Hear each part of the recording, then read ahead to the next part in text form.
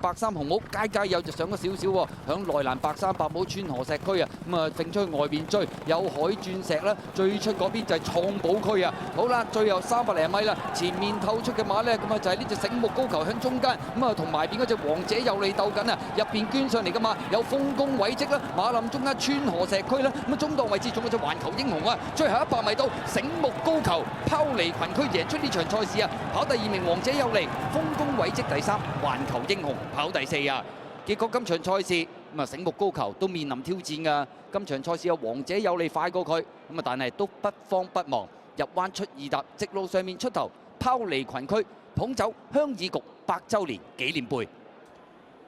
醒目高球輕鬆贏馬1.7倍啊！班德禮羅富全跑第2名呢，都係擺前嘅貼欄王者有利，後尾着綠燈啊，8.8倍。豐功偉績原欄走翻嚟第3，早段都係跟前貼欄，環球英雄跑第4。